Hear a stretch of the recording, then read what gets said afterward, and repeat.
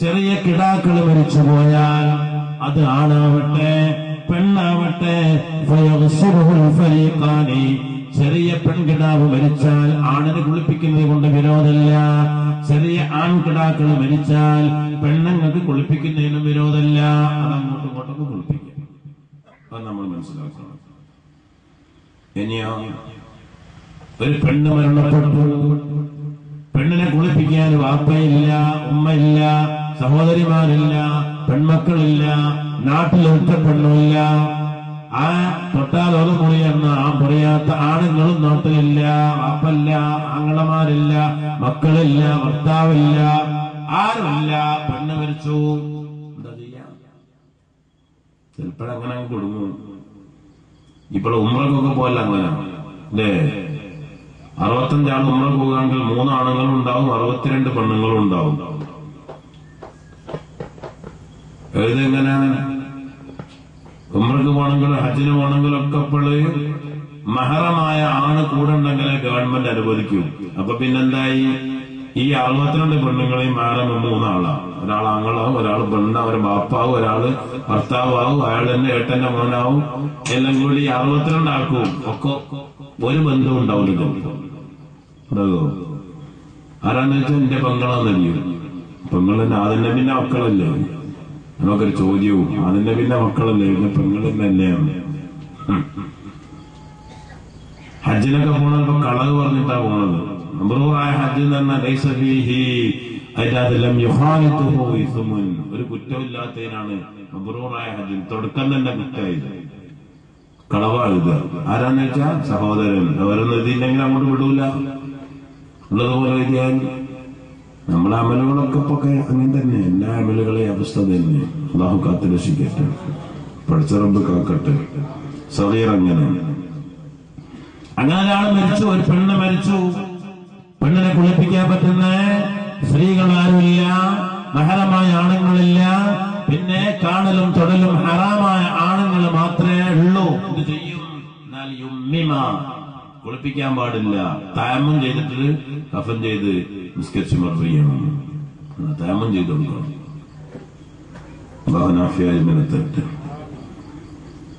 അങ്ങനെയാണ് കുളിപ്പിക്കൽ. ഇനി കുളിപ്പിച്ചു കഴിഞ്ഞു, ഇനി എന്താ ചെയ്യേണ്ടത്? കുളിപ്പിച്ചു കഴിഞ്ഞാൽ എന്താ ചെയ്യല്? കുളിപ്പിച്ചു കഴിഞ്ഞാൽ എന്താ ചെയ്യല്? ഇവിടെ കുളിപ്പിക്കല്ലേ? കുളിപ്പിച്ചു കഴിഞ്ഞാൽ പിന്നെ എന്താ ചെയ്യല്? കഫൻ ചെയ്യണം. ഇൻഷാ അല്ലാഹ് കഫൻ ചെയ്ത് എങ്ങനെയാന്ന് പറയാ. ഒരു 3 സ്വലാത്ത് സല്ലല്ലാഹു അലാ മുഹമ്മദ്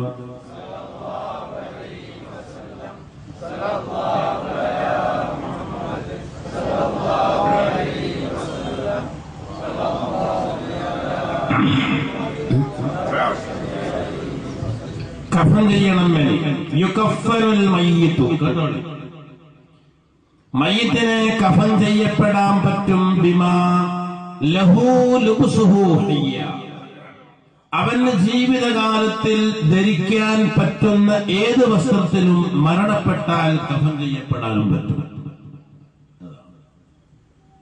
പക്ഷെ അവിടെ മാത്രം നമ്മൾ റസൂലുള്ളാഹിന്റെ ഹദീസ് പൂർണ്ണമായി അംഗീകരിക്കുന്നവരാണ്. റസൂലുള്ളാഹിന്റെ ഹദീസ് എന്താ? ഹദീസെന്താ?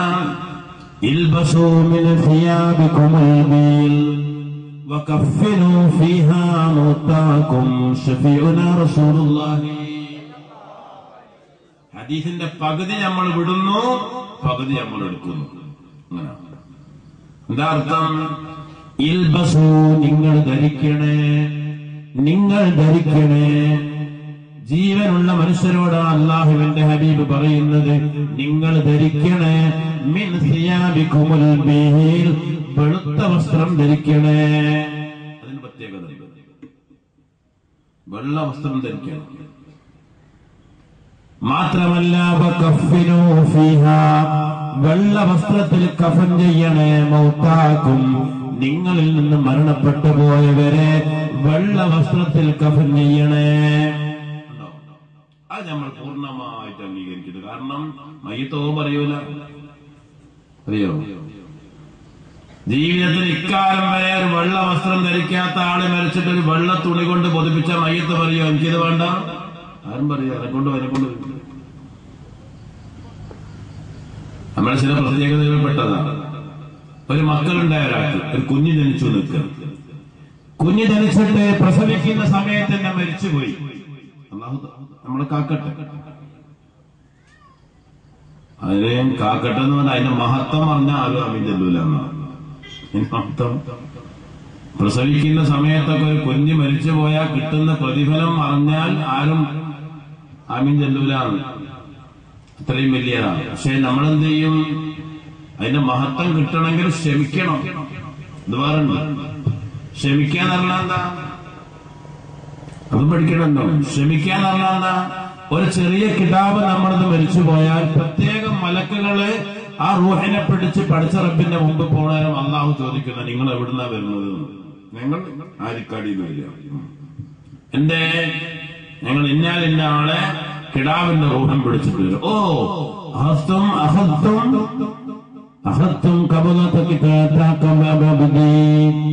എന്റെ അടിമയുടെ കരളിന്റെ കഷ്ണമായ സ്നേഹനിധിയായ കുഞ്ഞിന്റെ കിടാവിന്റെ റൂഹം പിടിച്ചാണോ നിങ്ങൾ വരുന്നത്?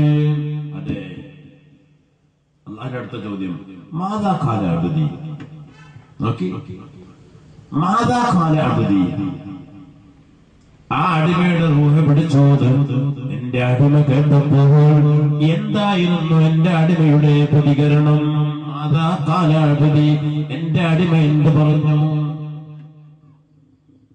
മലക്കുകളുടെ മറുപടി എന്താ? ഹമിദല്ലാഹ ഫസ്തർജഅ. ഹമിദല്ലാഹ ഫസ്തർജഅ.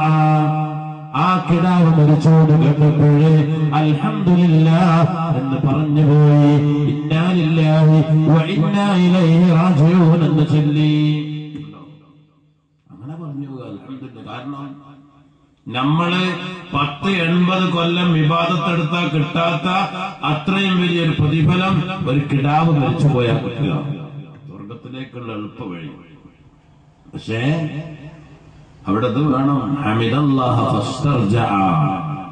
നേരം വെളുത്ത് വൈകുന്നേരം ആകുമ്പോഴും കരയും ചെയ്യാം, ഒച്ചപ്പാടുണ്ടാക്കുക, എന്നിട്ട് ഈ കൂലിയും കിട്ടുക. രണ്ടുകൂടി ഉണ്ടാവില്ല. നമ്മളെ പെണ്ണുങ്ങളൊക്കെ എന്ത് ചെയ്യും? സുബ്ഹാനല്ലാഹ്. അവർക്ക് പിന്നെ അന്ന് നിസ്കാരമില്ല, അന്ന് വേറെയുമില്ല, അന്ന് ഭക്ഷണമില്ല, അന്ന് പിന്നെ ഒച്ചപ്പാടും കരച്ചിലും ബഹളവും അല്ലാതൊന്നുമില്ല. എന്നാ പിന്നെ കൂലി പോയി, മക്കളും പോയി, കൂലിയും പോയി. ഇവരല്ലേ അങ്ങനെ തന്നെ. അതുകൊണ്ടാ ദീനിയായ പെണ്ണ് കെട്ടണമെന്ന് പറഞ്ഞത്. അല്ലാഹു തൗഫീഖ് ചെയ്യട്ടെ. ഓ അതിനെല്ലാവരും ഓർക്കാൻ വേണ്ടി. അപ്പൊ അത് നോക്കണം. അപ്പൊ പറഞ്ഞു വന്നതെന്ത്? അങ്ങനെ ഒരു പ്രസവിക്കുന്ന സമയത്ത് പ്രസവിച്ചിട്ട് ഉടനെയോ ഒരു കിടാവ് മരിച്ചു പോയാലും ആ മരിച്ചുപോയ കിടാവിനും പേരിടൽ സുന്നത്തുണ്ട്. അല്ലേ? ചെറിയ കുട്ടി വയറ്റുന്ന മരിച്ചു പോയാലും പേരിടണം. അതിൽ നമ്മൾ നല്ല പേരിടും. അപ്പൊ സ്ഥാനത്ത് വന്ന സ്ഥാനേ നമ്മൾ മുഹമ്മദ് എന്ന് പേരിടല്ലേ? ആയിക്കോട്ടെ, നല്ല പേര്. പെൺകുട്ടിയാണോ നമ്മൾ അതിന് ആയിഷ എന്ന് പേരിടുക. ആയിക്കോട്ടെ. എങ്ങനെ പേരിട്ടാ എന്താ? വിളിക്കാനാരുമില്ലല്ലോ, പോയില്ലേ? അടുത്ത കുട്ടി ഹയാത്തോട് കൂടി ഉണ്ടായി, എന്നാലോ അതിന് മുഹമ്മദ് എന്ന് പേരിടുവോ? ആയിഷാനിടുവോ? ഇടൂല. എന്നാലും വാപ്പ വന്ന് എന്റെ അടുത്ത് 5-8 പേര് വരിക്കൊണ്ടുവന്നു. സുബ്ഹാനല്ലാഹ്. ഓസ്ട്രേലിയ, ആഫ്രിക്ക എന്നൊക്കെ ഉണ്ടായി. ഞാനിങ്ങനെ കണ്ടിട്ട് ചിരിച്ചു കുറെ.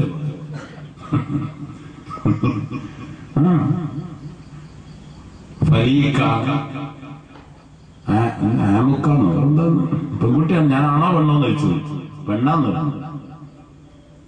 ഒറ്റൊന്നും ഇടാൻ പറ്റിയ പേര്. ഞാനാണ് 3 നദി കൊടുത്തു. ഇതിനെ പറ്റി 8 ഓടി, അല്ലെങ്കിൽ പിന്നെ നിങ്ങൾ പോലെ യോഗം കുടിക്കോടി നന്ദി ഉണ്ടാക്കും. അള്ളാഹു മനുഷ്യന് നിഅമത്ത് ചെയ്താൽ നന്ദി കേടേ ചെയ്യും. മനുഷ്യന്റെ അനുഗ്രഹം ചെയ്ത മരിച്ചു പോയാൽ നല്ല പേരിടും. ഞാൻ പറഞ്ഞില്ലേ, ഇന്നലെ സ്ഥലത്ത് പ്രസരിച്ച് ഞാൻ പറഞ്ഞിരിക്കുന്നത്, ഈ പെണ്ണുങ്ങളൊക്കെ അള്ളാഹു താല മുഖത്ത് വെള്ളപ്പാണ്ട് കൊടുത്താൽ എല്ലാവരും മുഖം മൂടിയിട്ട് നടക്കും. ഉറപ്പല്ലേ? ഇല്ലേ? നല്ല സൗന്ദര്യം കൊടുത്തിട്ടല്ലേ തുറന്നിച്ചിങ്ങായിട്ട് ചിരിച്ചു നടക്കുന്നത്? ആലോചിച്ചു സഹോദരിമാർ, ആലോചിച്ചു. നിങ്ങളെ തുറന്നിട്ട് ചിരിക്കുന്ന അന്യാണുങ്ങളിലേക്ക് നോക്കുന്ന ആ മുഖത്ത് അല്ലാഹു വെള്ളപ്പാണ്ട് തന്നാൽ നിങ്ങൾ പൂർണ്ണമായി അത് മറച്ചു നടക്കും. അള്ളാഹ് അറിഞ്ഞുടേതല്ല നിങ്ങളെ വർദ്ധിക്കാൻ. പരിശോധന, അള്ളാഹ് പരീക്ഷിക്കുക. നിങ്ങൾ സ്വർഗത്തിലേക്ക് പറ്റിയവരാണോ അല്ലേ? അത് ജയിച്ചാൽ രക്ഷപ്പെട്ടു. അതിനാ ബുദ്ധി വേണമെന്നുള്ള മനുഷ്യൻ. ഒന്നുമില്ലാഞ്ഞിട്ടല്ലേ മറ്റുള്ളവർ കാണുമ്പോൾ നിങ്ങൾ മുഖത്ത് സൗന്ദര്യമുണ്ടെന്ന് നിങ്ങൾക്ക് തോന്നിയിട്ടല്ലേ അത് തുറന്നിട്ട് നടക്കുന്നത്? അങ്ങനെ ആയിരുന്നാ വേണ്ടത്? നിഅമത്ത് ചെയ്താൽ അതിന് ശുക്രല്ലേ ചെയ്യേണ്ടത്? അതിന് നന്ദികേട് ചെയ്തല്ലേ നമ്മൾ നടക്കുന്നത്? അല്ലാഹു നാഫിയായ തരട്ടെ. ഇതും അത് തന്നെ.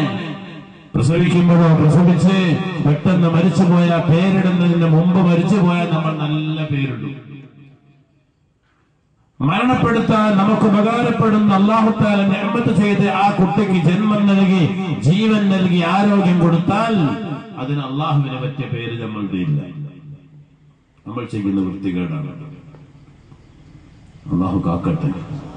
നമ്മളെ വൃത്തികേടുകളെ കൊണ്ട് കിട്ടുന്ന ഓരോ ശിക്ഷകൾ ഇത് വാങ്ങന്നെ. ഞാനിപ്പോ പറയണതാ. ഇപ്പോഴേറ്റവും ഞാൻ പറഞ്ഞു തന്നില്ല. ഇപ്പോഴേറ്റവും പുതിയ പനിന്റെ പേരെന്താ? കൊരങ്ങപ്പനി. ആർക്കാ കൊരങ്ങപ്പനി? എന്താ ഇറങ്ങാൻ കാരണം? മനുഷ്യന്മാരും മനുഷ്യരല്ലാതെ കൊരങ്ങനായി ജീവിക്കാൻ തുടങ്ങിയപ്പോ നോക്കി ചെറുപ്പക്കാരെ പലർക്കും നിങ്ങൾ കൊരങ്ങന്റെ മാതിരി തല. പിന്നെ ഞാൻ കൊരങ്ങപ്പനി ഇല്ലാണ്ടിരിക്കുക. ആൾക്കെന്നാ ഉൾക്ക വീഴുക, ഒലക്കെന്നാ ഉൾക്കപ്പം വീടുന്നത്. ഇനി അതിനേക്കാൾ വലിയ വികാൻ പോകണ്ട. ഇതാ തലല്ലേ നമുക്കുള്ളത് വികാൻ പറ്റിയ. എന്നിട്ട് മനുഷ്യൻ പഠിക്കുന്നുണ്ടോ? പഠിക്കൂല നമ്മള്. ഇപ്പൊ നോക്കിങ്ങള് കാർഡ് ആരെ പേരില്ല? കെട്ടിയോളെ പേരില് ഓളെ ഫോട്ടോ നമ്മളെ കാർഡിലുള്ളത്. എന്താ കാരണം? എന്തേ കാരണം? നമ്മൾ ആലോചിക്കും. ആണുങ്ങളെ മുമ്പിൽ നിന്ന് ചിരിച്ചാൽ പോരല്ലോ. എന്തേ? നമ്മൾ ചെയ്തു കൂട്ടിയ വൃത്തികേടുകൾക്കുള്ള ശിക്ഷ. കാരണം എന്താ? നിങ്ങളെ മക്കൾ സ്കൂളിൽ പോണില്ലേ? സ്കൂളിൽ മക്കളെ രക്ഷിതാക്കളെ യോഗം വെച്ചിട്ട് ഈ ആണുങ്ങളാരോ പോയിട്ടുണ്ടോ കാലം വരെ? ഒരാൾ പോയി. പോവാത്തവരല്ലേ 90%. നിങ്ങൾ പോയിട്ടുണ്ടെങ്കിൽ ഞാൻ ചോദിക്കട്ടെ, ആ രക്ഷിതാവിന്റെ യോഗത്തിൽ എത്ര ആണുങ്ങളുണ്ടായിരുന്നു? 2 ആണുങ്ങൾ. ബാക്കിയൊക്കെ പെണ്ണും കണ്ടില്ലേ?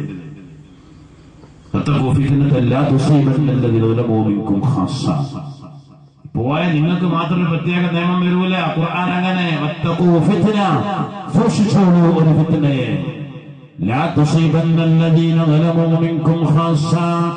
നിങ്ങളിൽ നിന്ന് വൃത്തികേട് ചെയ്തവർക്ക് മാത്രമല്ല ശിക്ഷ ലഭിക്കുക, ചെയ്യാത്തവർക്കും കൂടി അതിലങ്ങ് കിട്ടും. പോയ നിങ്ങളെ കാരണം ഓളെ പേരിലെന്നാ വരികയാണ്. സ്കൂളിൽ യോഗം വിളിച്ചിട്ട് ഒറ്റ രക്ഷിതാവ് ഇതുവരെ പോയിട്ടില്ല. മദ്രസയിൽ യോഗം വിളിച്ചിട്ട് ഒറ്റ രക്ഷിതാവും പോയിട്ടില്ല. മക്കളെ പ്രോഗ്രസ് കാർഡ് കൊണ്ടുവന്ന് രക്ഷിതാവിന്റെ ഒപ്പ് നമ്മൾ നിങ്ങളെ ഓളെ ഒപ്പിട്ടെടുത്ത് നിങ്ങൾ ഒപ്പിട്ട് ഇക്കാലം വരെ നോക്കാൻ സമയം കിട്ടിയ നിങ്ങൾക്ക്. ഇപ്പോഴതാ നിങ്ങളെ രക്ഷിതാവാരാ? ബാപ്പല്ല, അമ്മ, നിങ്ങളെ ഭാര്യ. എന്റെ ഭാര്യനോട് ഞാൻ ചോദിച്ചു, ഇനിയിപ്പോ എന്ത് ചെയ്യും? ഞാനിങ്ങനെ ഇനി തെറ്റിയാലേ കാർഡിന് അങ്ങോട്ട് പോകുന്നു. കുടുങ്ങിയതേ. ഈ പെണ്ണെന്ത് വൃത്തികേട് തലാക്കെല്ലാം പറ്റുമോ? കാർഡിന് വയ്യ കിടക്കേണ്ടി വരില്ല. പിന്നെ ഓളൊപ്പം കണ്ടില്ല കാർഡിന്. ഖുർആൻ പറഞ്ഞ ലഅല്ലഹും യർജിഊൻ, ഇനിയെങ്കിലും ഇത് അവസാനിപ്പിക്കും. എന്നിട്ട് ശിക്ഷ എഴുതുന്ന അല്ലാഹു തആല അളവ് തരട്ടെ.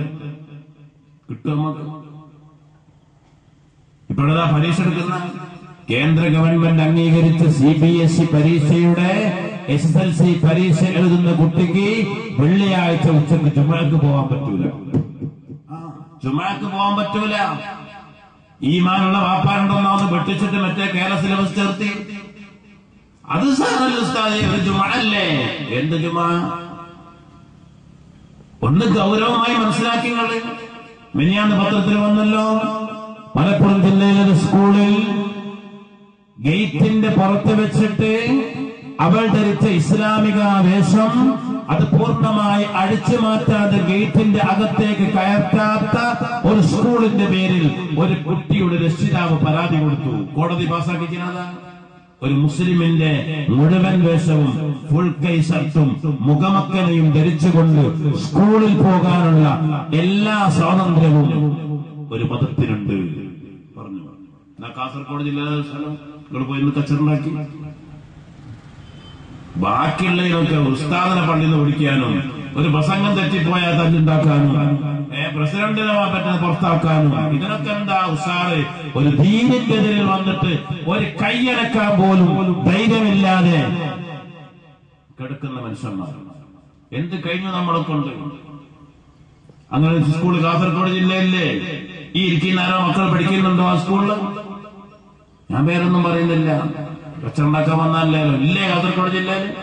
ഗേറ്റിന്റെ പുറത്ത് വെച്ചിട്ട് ഇസ്ലാമിക വേഷം അഴിച്ചു മാറ്റി തലയിൽ നിന്ന് തട്ടമെടുത്ത് മടക്കി ബാഗിന്റെ ഉള്ളിൽ വെക്കാതെ ഒരു പ്രായപൂർത്തിയായ പെണ്ണിനെ ഉള്ളിൽ കയറ്റാത്ത സ്കൂളുണ്ട് ഇവിടെ.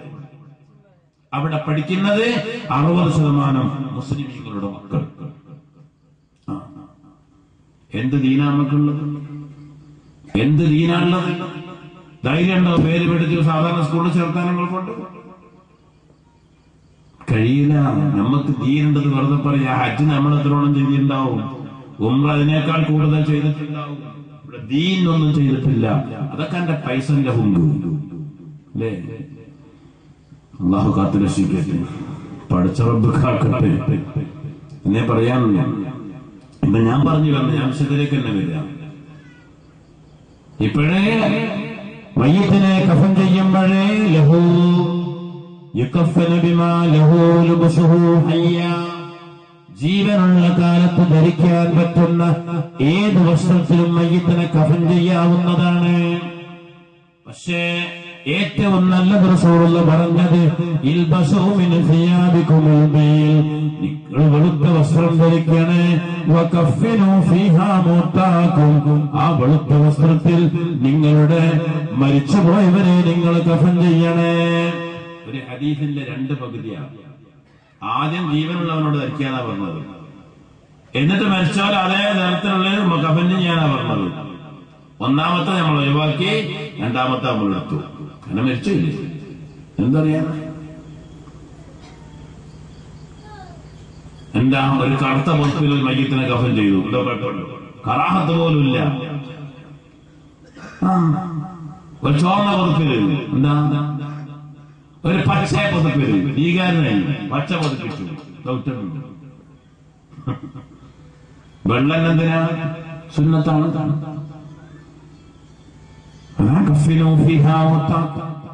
വെള്ളയിലാണ് മരണപ്പെട്ടവരെ കഫൻ ചെയ്യേണ്ടത്. വെള്ള തന്നെയാണ് ജീവനുള്ളവർ ഉടുക്കേണ്ടത്. ആണ് മുല്യന്മാർക്ക് മാത്രമുള്ളത്, അല്ലെ 4 ആചാര്യന്മാർക്ക് മാത്രമുള്ളത്. ബാക്കിയുള്ളതൊക്കെ ഉള്ള കളറിലേ അവരിങ്ങനെ ചെത്തി നിൽക്കുക. അപ്പം വസ്ത്രം അത് തന്നെ. പിന്നെയോ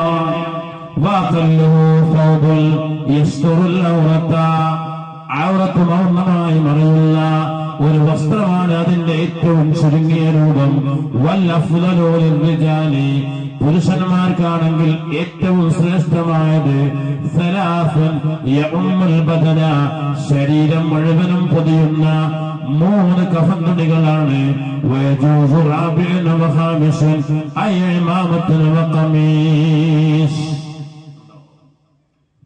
പുരുഷന്മാരെ കഫൻ ചെയ്യേണ്ടത് 3 വസ്ത്രം, കൂടിയാൽ 5 എണ്ണം. 5 എന്ന് പറഞ്ഞാൽ ഒരു നീളക്കുപ്പായം ഇടിക്കുക, ഒരു തലയെക്കെട്ട് കെട്ടിക്കുക, എന്നിട്ട് 3 കഫൻ തുണിയിൽ പൊതിയുക. 5 വസ്ത്രം. ഓരോ കഫൻ തുണിയും ശരീരം മുഴുവനും മൂടണം. അങ്ങനത്തെ 3 കഫൻ തുണി. അതേ പലരും ഉപയോഗിക്കുള്ളൂ. നീളക്കുപ്പായം ഉപയോഗിക്കേണ്ട, വെറുതെ വേസ്റ്റാക്കണ്ടെന്ന് വിചാരിക്കും അല്ലേ? സമ്പാദ്യം മുതലിൽ ഇന്ന് 3 കഫാന, അത് മാത്രമല്ല അതിലെപ്പോഴും വഹ്ദഹന,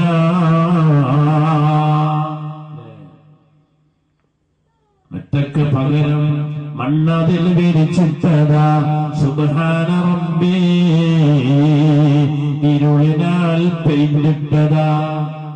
അതിനുള്ള ബാബുകൾ ഭദ്രമായി പൂട്ടുന്നതാ.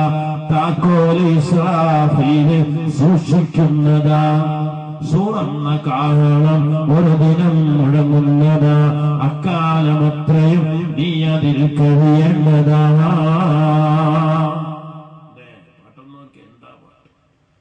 എന്താ പാട്ട്? തുറന്നിട്ട വാതില് പോലുമില്ല. ഇരുട്ടിൽ ഇന്നൊരു സുഹൃത്തും ഭാര്യയും അവരെ 2-3 മക്കളും വന്നു എന്റെ അടുത്ത് കാസർഗോഡ്. എന്നിട്ട് അവരുടെ കുടുംബത്തിലുള്ള വിഷമങ്ങളും പ്രയാസങ്ങളൊക്കെ പറഞ്ഞപ്പോൾ ആദ്യം ഞാൻ ചോദിച്ചു, നിങ്ങൾ നിസ്കാരം കളാക്കുന്നവരാരായി കൂട്ടത്തിലുള്ളതെന്ന് ചോദിച്ചു. ഭാര്യ എന്നെ ഓത്തപ്പോക്കി ഇങ്ങനെ ചിരിച്ചിട്ട് പറഞ്ഞു,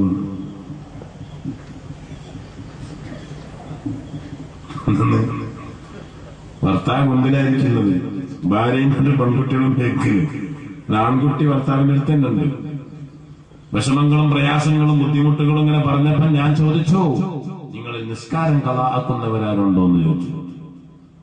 ഭാര്യ പറഞ്ഞു, ഇവിടെ ഉള്ളതൊന്നല്ല എനിക്ക് സുഖാനുള്ള. ഞാൻ ചോദിച്ചില്ല ഞങ്ങൾ എവിടെ ഉണ്ടാവുന്നു, ഞാൻ കല്ലെത്തറിയാൻ നിൽക്കണ്ട. ഞാൻ പറഞ്ഞു, മക്കളെ അതെന്നെ പ്രയാസം, അതെന്നെ പ്രയാസം. അല്ലാഹുവിനെ അനുസരിച്ച് നടന്നാൽ എന്തിനും പ്രയാസമില്ലാതെ അല്ലാഹു മറുപടി തരും.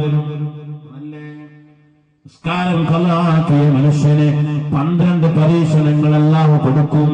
ദുനിയാവിലെ 3 എണ്ണമാണ്, ഖബറിൽ 3 എണ്ണമാണ്, മരണസമയത്ത് 3 എണ്ണമാണ്, മഹ്ശറിൽ 3 എണ്ണമാണ്. അവരോട് പറഞ്ഞു വിശദീകരിക്കാൻ സമയമല്ല. ഓരോ അത്ഭുതങ്ങൾ ഇന്നുണ്ടായ അത്ഭുതമായി പറയുന്നത്.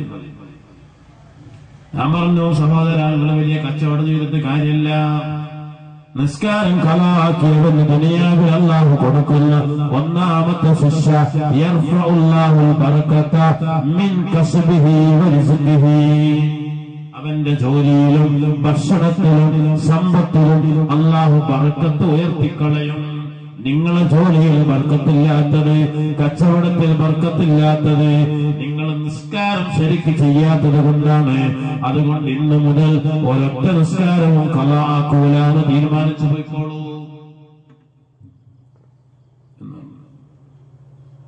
രണ്ടാമത്തെ എന്താന്ന് ചോദിച്ചു, ആളിനോട് ചോദിച്ചാൽ പിന്നെ രണ്ടാമത്തേതാണ്.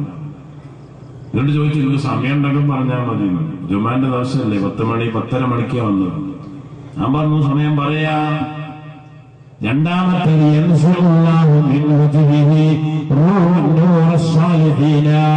സാലിഹീങ്ങളുടെ മുഖത്തേക്ക് നോക്കിയാൽ ഒരു മനുഷ്യന്റെ മുഖത്തുണ്ടാകുന്ന പ്രകാശം അല്ലാഹു ഊരിക്കളയും. മുഖത്തൊക്കെ നോക്കിയാൽ ഒരു ഈമാൻ ഉണ്ടാവില്ല, ഹയാത്തിലും ഉണ്ടാവില്ല, മുഖത്തിലും ഉണ്ടാവില്ല. അല്ലാഹു നമ്മളെ കാക്കട്ടെ, അല്ലാഹു കാത്ത് രക്ഷിക്കട്ടെ. അതുണ്ടാവില്ല. പിന്നെ മൂന്നാമത്തത് ഏതാ? മൂന്നാമത്തത് ഞാൻ പറഞ്ഞിട്ട് ഞാൻ പിന്നിലുള്ളവരോട് ചോദിക്കും, ശരിയാണോ അല്ലേന്ന്. നിങ്ങളൊന്നും പറയരുത്, മൂപ്പർക്ക് മനസ്സിലായി കൊടുക്കുക. മൂന്നാമത്തേത് മറ്റുള്ളവരുടെ മനസ്സിൽ നിസ്കരിക്കാത്തവരോടുള്ള ഒരു ദേഷ്യം വിട്ടുകൊടുക്കും. നമുക്കൊക്കെ ഉണ്ടാവില്ലേ, ഒരു പുതിയാപ്പിള്ളേരാണ് ഒന്ന് നിസ്കരിക്കൽ വേണ്ടെന്ന് ഇല്ലേ പറയും. നമ്മളിപ്പോ രാവിലെ തന്നെ സുബഹി നിസ്കരിക്കാൻ വേണ്ടി വീട്ടിൽ നിന്ന് പുറത്തിറങ്ങി റോഡിലേക്ക് ഇറങ്ങി, അപ്പൊ നിസ്കരിക്കാത്ത ഒരാളെ കണ്ടു. നമ്മളെന്താ പറയുക, ഓനാപ്പം കണ്ടു നിസ്കരിക്കാത്ത പറയൂലേ, പറയൂലേ, പറയും. ഇനി നിസ്കരിക്കാത്തെന്ന് കേന്ദ്രങ്ങളെ കണ്ട എന്നാലും പറയും. അതാ രസം. 24 മണിക്കൂറും കള്ളും കുടിച്ച് നടക്കുന്ന ഒരാളെ മോളെ കെട്ടിക്കാൻ വെച്ചപ്പോ ആള് പറഞ്ഞു, എന്നോട് പറഞ്ഞിട്ടുണ്ട് ഒരു കള്ളുടിക്കാത്ത ചെക്കൻ കിട്ടണ്ടേ. അത് ഇയാൾ കൊണ്ടച്ചെടുത്ത് കുടിച്ചാണേ അല്ല, മോക്കൊരു സുഖമായ ജീവിതം കിട്ടണോ അയാൾ ആലോചിക്കുന്നതാണ്. ചിലരിപ്പോ പറയാൻ അങ്ങനെ കേസിയില്ലെങ്കിലും വേണ്ട, കള്ളുടിക്കേണ്ടെന്നാ ചെയ്യും. അങ്ങനെ പറയും. ഞാൻ ചോദിച്ചു, എന്നിട്ട് ചോദിച്ചു, നിങ്ങൾ നിസ്കാരം കളാക്കുന്ന ആളാണെങ്കിൽ നിങ്ങളുടെ ഭാര്യക്ക് വരെ നിങ്ങളോട് ഉറപ്പുണ്ടാവും. അങ്ങനെ വല്ലപ്പോഴും സംഭവിച്ചിട്ടുണ്ടെന്ന് ആളാന്ന് പറഞ്ഞു. ആളെന്ന് പറഞ്ഞു, ഇവളെപ്പോഴും കുറ്റപ്പെടുത്തലുണ്ട്. ശരിയാണ്. പിന്നെ ബാക്കിയുള്ള വിശദീകരിച്ച് ഇവിടെ വിശദീകരിക്കാൻ സമയമില്ല, പിന്നെ ബാക്കിയൊക്കെ പറയാൻ നോക്കും. അല്ലാഹു നാഫിയാൽ പിന്നെ തെറ്റ്. ഏതായാലും ഔറത്ത് മുഴുവനും പറയുന്നു. പുരുഷന്മാർക്ക് ഏറ്റവും നല്ലത് ശരീരം മുഴുവനും പൊതിയുന്ന 3 കഫൻതുണികളാണ്. ഒരു തലയെക്കെട്ടും ഒരു നീളക്കുപ്പായവും കൂട്ടിയിട്ട് 5 എണ്ണമാക്കൽ അനുവദനീയമാണ്. ഒരു നീളക്കുപ്പായ അടിക്കുന്നേരം അടുത്ത പറയാനുള്ള ഒരാള് വന്നിട്ട് പറഞ്ഞു, അത് ഇരിക്കാൻ ഞാൻ സമ്മതിക്കൂല, കാരണം ഇയാൾ എനിക്ക് 1000 ഉറുപ്പിക തരാണ്ട്, അത് തരാണ്ടിട്ടാൻ ഞാൻ സമ്മതിക്കില്ല, അല്ലെങ്കിൽ എനിക്ക് കുത്താമാണെന്ന് പറഞ്ഞു. എന്നാ നിർബന്ധമായിട്ട് അയാൾ കൊടുത്തോളണം, ഇടാൻ പാടില്ല, വേറെ 1000 ഉറുപ്പിക കൊടുക്കാനില്ലെങ്കിൽ എല്ലാവരും കൊടുത്ത് കടമ്പ് കിട്ടണം, എന്നിട്ടേക്ക് ഉപയോഗിക്കാൻ പാടില്ല. ഉണ്ടോ? കടക്കാരന് തടയാൻ പറ്റും നിർത്തും, അത് വരെ. അള്ളാഹു കാക്കട്ടെ. അതാദ്യം പറഞ്ഞാൽ നമ്മൾ കുളിപ്പിക്കുന്നതിന് മുമ്പ് തന്നെ ചെയ്യേണ്ടത് എന്താ?